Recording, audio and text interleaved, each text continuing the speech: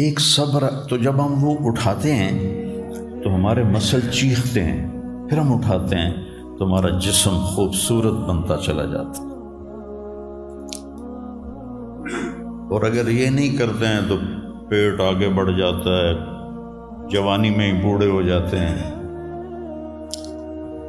تو ایسے ہی جب آپ اپنی روح پر صبر کی برداشت ڈالتے ہیں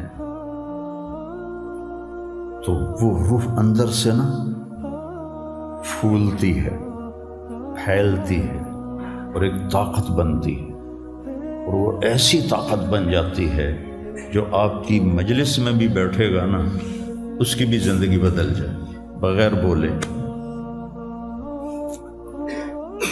چپ رہنا سیکھو۔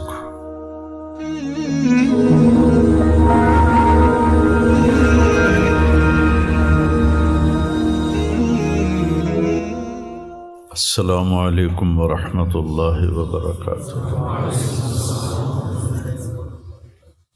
بسم اللہ الرحمن الرحیم، والصلاة والسلام علی رسولہ الکریم وعلی آلہ وصحبہ اجمعین، اما بعد۔ میرے بھائیو، دوستو اور عزیز طلبہ، اللہ تعالیٰ نے اس دنیا کو رہنے کی جگہ نہیں بنایا، یہ امتحان کے لیے ہے۔ وَلَنَبْلُوَنَّكُمْ، ضرور آزمائیں گے، وَلَتُبْلَوُنَّ، ضرور آزمائے جاؤ گے، لِيَبْلُوَهُمْ، آزمائے گا، لِنَبْلُوَهُمْ، آزمائے گا۔ کتنے قرآن میں یہ الفاظ آتے ہیں۔ تو امتحان میں تو چیز کو پیچیدہ کر کے پیش کیا جاتا ہے۔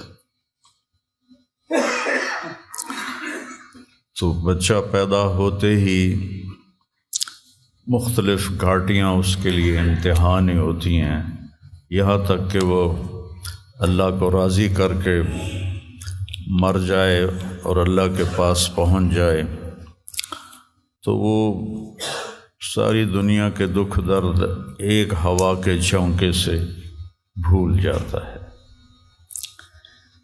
تو اس لیے اللہ نے اس کائنات میں اندھیرا رکھا ہے، روشنی کو لانا پڑتا ہے۔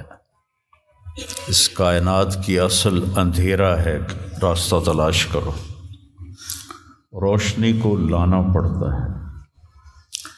دنیا کا 97، اس کائنات کا 97% بالکل گھپ اندھیرا ہے، اس کے بارے میں آج تک کوئی کچھ نہیں جانتا کہ اس میں کیا ہے۔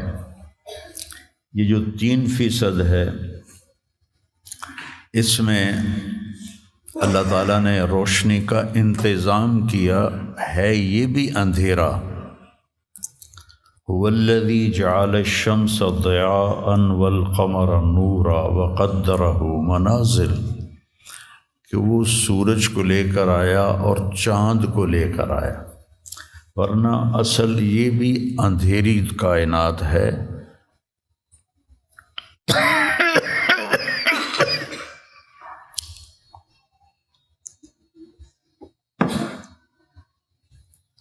وَآیَةٌ لَهُمُ اللَّیْلُ نَسْلَخُ مِنْهُ النَّهَارَ فَإِذَا هُمْ مُظْلِمُونَ۔ سورہ یاسین کی یہ آیت بتلاتی ہے کہ اللہ نے ایک بڑی خوبصورت تشبیہ دی ہے بات کو سمجھانے کے لیے۔ جانور کی جب کھال کھینچی جاتی ہے تو اندر جو کچھ ہوتا ہے وہ باہر آ جاتا ہے۔ پھل کی جب کھال اتاری جاتی ہے تو اس کے جو اندر ہوتا ہے وہ باہر آ جاتا ہے۔ تو اللہ نے اس کائنات کو ایک جانور سے تشبیہ دی ہے۔ سلخہ کہتے ہیں کھال اتارنا۔ کسائی، آپ عید پہ تو آپ سب بھی دیکھتے ہیں کہ وہ لگے ہوتے ہیں، کھال اتار رہے ہوتے ہیں۔ تو آیۃ لہم اللیل، میری نشانیوں میں سے رات ہے۔ میں کیا کرتا ہوں، اس کو دن کی کھال پہناتا ہوں، تو تم روشن دن دیکھ رہے ہو، ایک دوسرے کو دیکھ رہے ہو کہ میں نے سورج کو حکم دیا تو الشمس تجری لمستقر لہا، وہ اپنے مدار پہ چل پڑا۔ پھر میں نے چاند ایک صبر، تو جب ہم وہ اٹھاتے ہیں تو ہمارے کر رہے ہوتے ہیں، تو آیت اللہم اللیل، میری نشانیوں میں سے رات ہے۔ میں کیا کرتا ہوں، اس کو دن کی کھال پہناتا ہوں، تو تم روشن دن دیکھ رہے ہو، ایک دوسرے کو دیکھ رہے ہو کہ میں نے سورج کو حکم دیا تو الشمس تجری لمستقر لہا، وہ اپنے مدار پہ چل پڑا۔ پھر میں نے چاند کو حکم دیا تو والقمر قدرناہ منازل، تو وہ اپنی رات کے اندھیروں میں اجالے لانے لگا۔ تو پھر میں کیا کرتا ہوں، نسلخ منہ النہار، یہ جو دن کی میں نے کھال پہنائی اندھیروں کو، اس کے اوپر سے میں دن کی روشنی کی کھال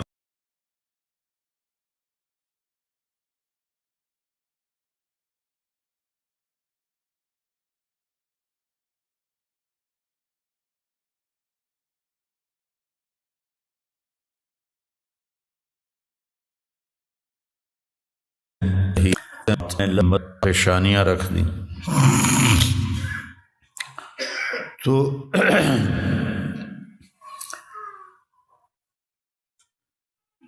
ایسے ہی زندگی میں انسان اندھیرا اس کی آزمائشیں ہیں، اس کی پریشانیاں ہیں، اس کے غم ہیں، اس کے صدمے ہیں، اور روشنی تھوڑی دیر کے لیے جو آتی ہے وہ اس کی خوشیاں ہیں، جو لمحے کے لیے آتی ہیں اور غائب ہو جاتی۔ تو ہمیشہ کی خوشی جس میں غم نہ آئے وہ جنت ہے، اور ہمیشہ کا غم جس میں خوشی نہ آئے وہ جہنم ہے۔ تو اللہ جب جنت والے جنت میں چلے جائیں گے اور جہنم والے جہنم میں چلے جائیں گے تو اللہ کہے گا یا اہل الجنہ، اے جنت والو، وہ کہیں گے لبیک ربنا وسعدیک، یا رب ہم حاضر ہیں۔ تو اللہ پوچھے گا کم لبثتم فی الارض عدد السنین، فیصلہ آباد میں کتنی زندگی گزاری تھی؟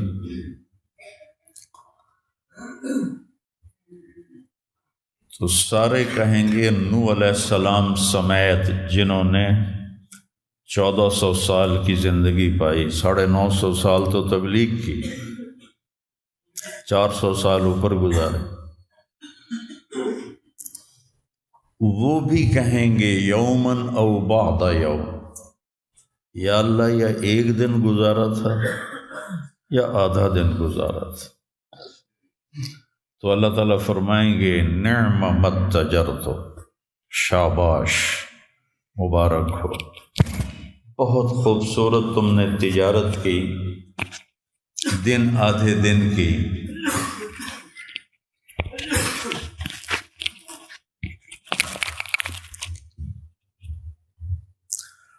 بہت بڑھیا تجارت کی تم نے، دن آدھے دن میں اپنے نفس کو مار لیا اور اپنی خواہشات پہ قابو پا لیا۔ تو آج تم نے کیا تجارت کی ہے؟ تم نے رحمتی و کرامتی و جنتی، تم نے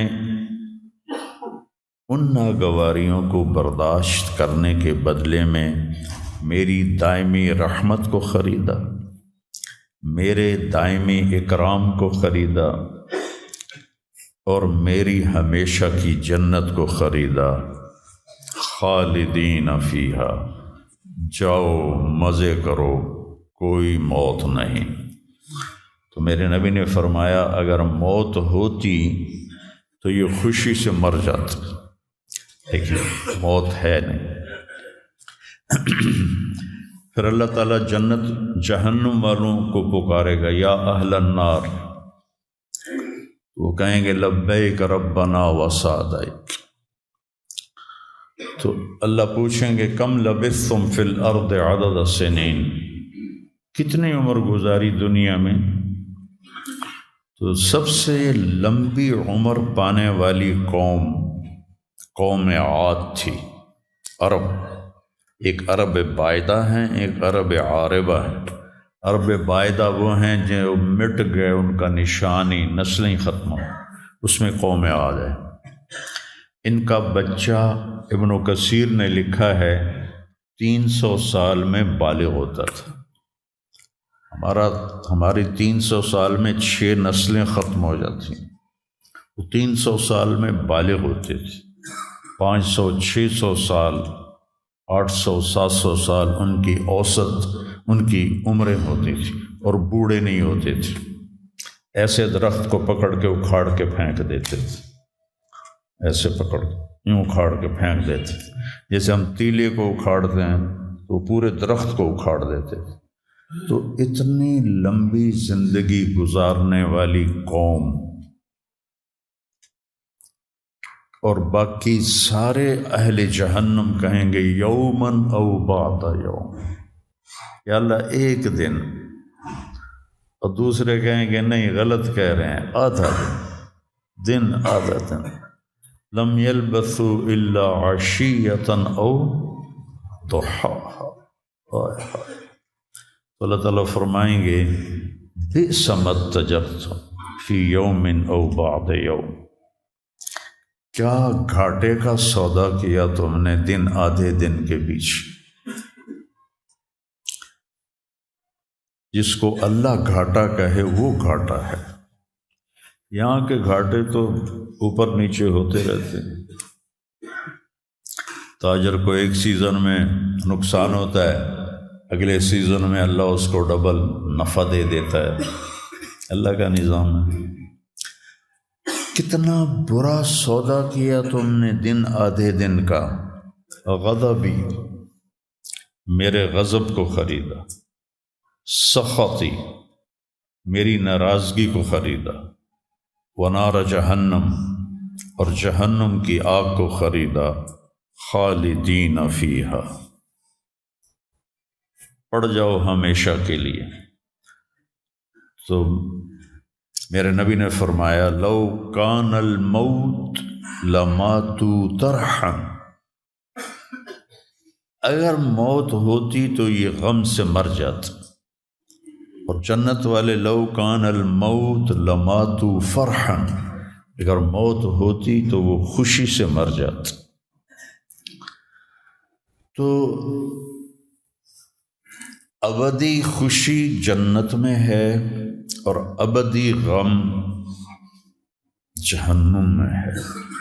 ابھی ایک آیت پڑھی تھی مولوی نعمان نے، لہم ما یشاءون فیہا ولدینا مزید، جنت میں جو کچھ تم چاہو گے تمہیں ملے گا، جتنا چاہو گے اتنا ملے گا، جس وقت چاہو گے اس وقت ملے گا۔ پھر جہاں تمہاری سوچ بھی نہیں ہے وہاں سے ہم مزید دینا شروع کریں گے اور دیتے جائیں گے۔ نہ زندگی ختم ہوگی، نہ اللہ کی عطا ختم ہوگی۔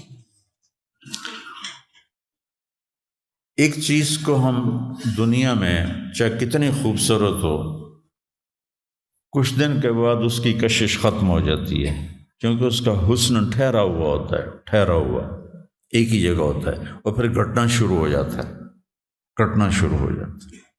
لیکن جنت میں کیا ہوگا؟ میرے رب کی عزت کی قسم جو سن رہا ہے، اگر آپ ایک ٹہنی کو بھی دیکھنا شروع کرو گے نا، ایک ٹہنی، پورا درخت نہیں، ایک ٹہنی، تو اس کو بھی ہزاروں سال دیکھتے رہو گے تو آپ کا جی نہیں بھرے گا کہ اللہ اس کے حسن کو بڑھاتا پڑھا رہا ہوگا، پڑھا رہا ہوگا، پڑھا رہا ہوگا، پڑھا رہا ہوگا۔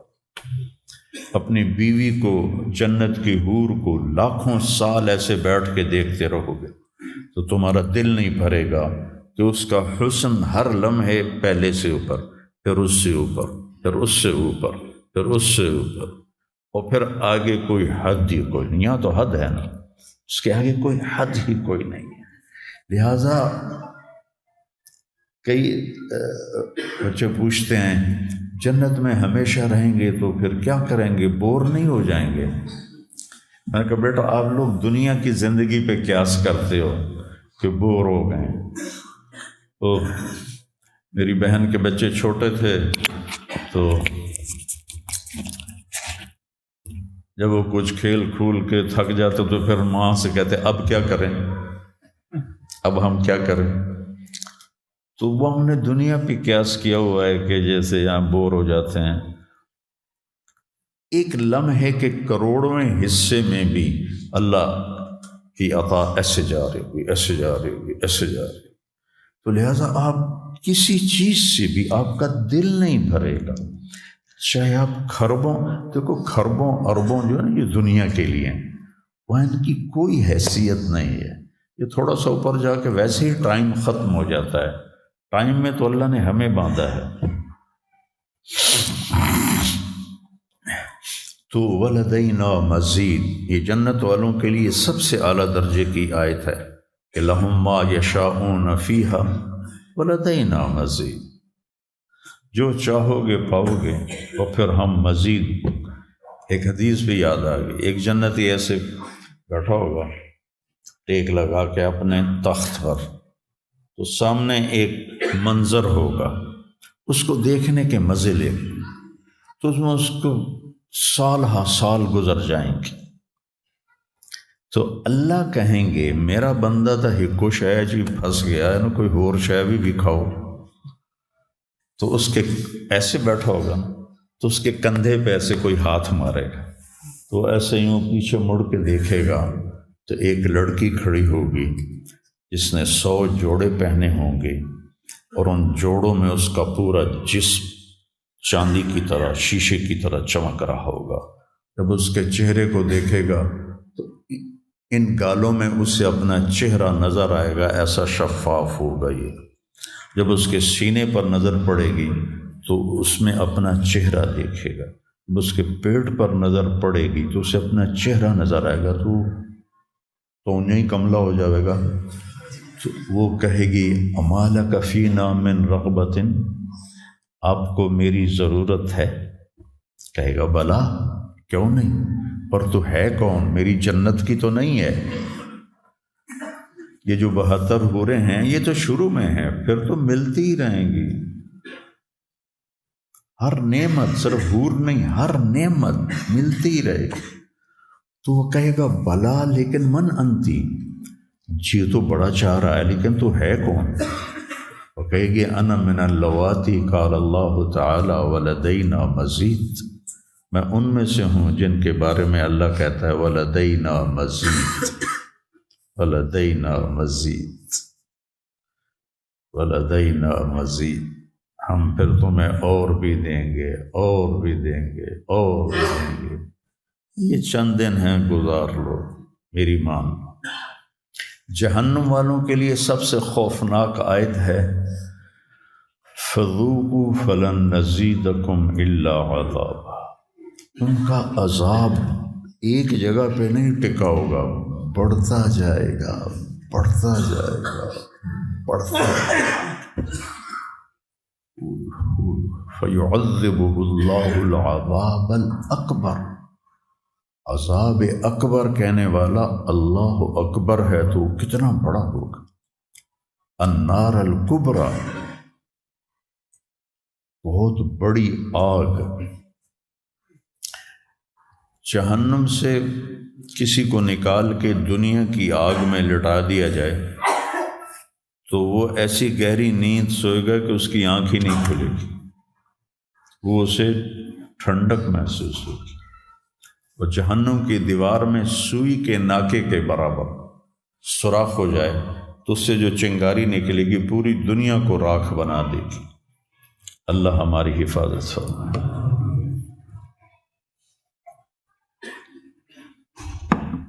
تو یہ پیپر ہے، تو اللہ تعالیٰ کو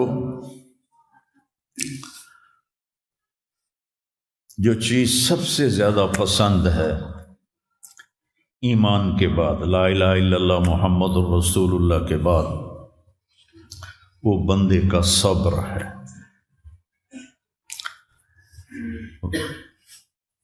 وَلَنَبْلُوَنَّكُمْ بِشَيْءٍ، تھوڑا سا، من الخوف والجوع، بھوک، ونقص من الاموال والانفس، مال اور جان میں کمی، پھر کیا ہے، والثمرات، اور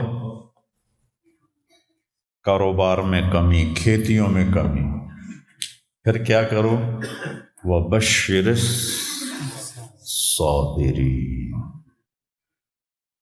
وَبَشِّرِ الصَّابِرِينَ، صبر والوں کو بشارت دے دو، اولئک علیہم صلوات، ان کو اللہ شاباش دے رہا ہے۔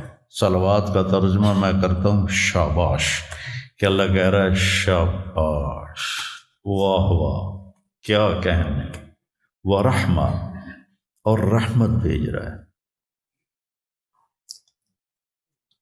وَأُولَئِكَ هُمُ الْمُهْتَدُونَ، اور یہی ہیں ہدایت یافتہ۔ ایک دفعہ ابن القیم رحمہ اللہ کی اب تو نہ کتاب یاد ہے نہ پڑھا یاد ہے، سوائے ایک فغان بے شرر سینے میں باقی رہ گئی، سوز بھی رخصت ہوا جاتی رہی تاثیر بھی۔ تو انہوں نے تمام صفات ایمان کے ساتھ صبر کو قرآن سے دکھایا تھا۔ ایمان کے ساتھ صبر، نماز کے ساتھ صبر، روزے کے ساتھ صبر، ذکر کے ساتھ صبر، جہاد کے ساتھ صبر، انفاق کے ساتھ صبر، تبلیغ کے ساتھ صبر، ہر چیز کے ساتھ صبر صبر صبر صبر صبر۔ صبر انسان کے ایمان میں ایسے ہے جیسے جسم میں روح ہوتی ہے، روح نکل جائے تو جسم میت ہوتا ہے، ایمان میں سے صبر نکل جائے تو صبر بے جان ہو جاتا ہے۔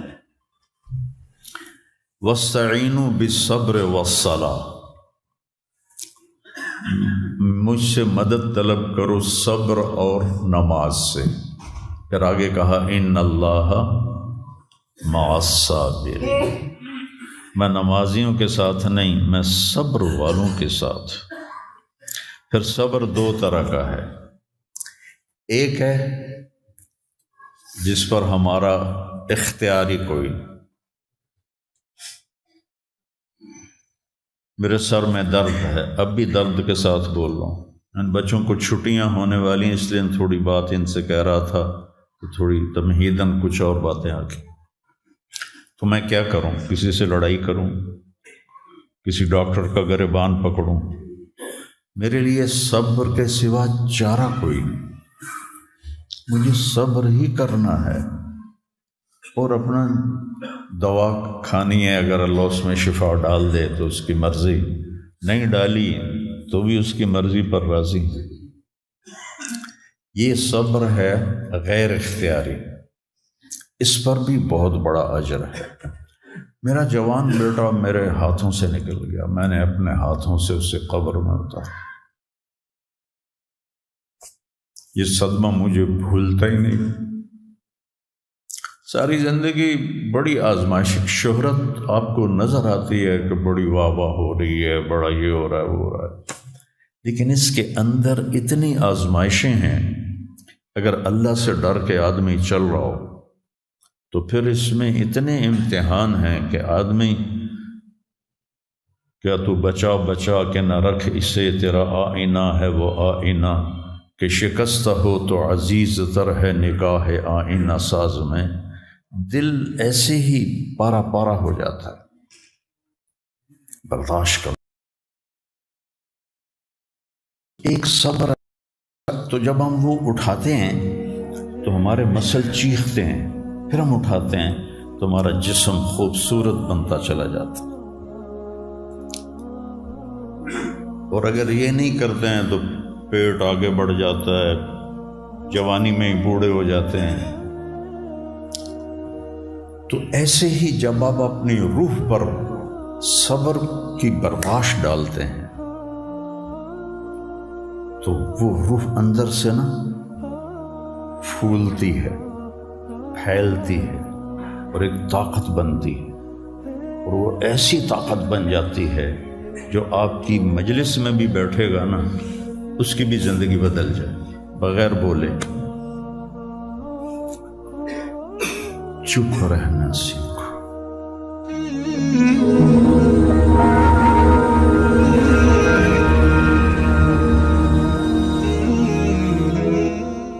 السلام علیکم ورحمۃ اللہ وبرکاتہ۔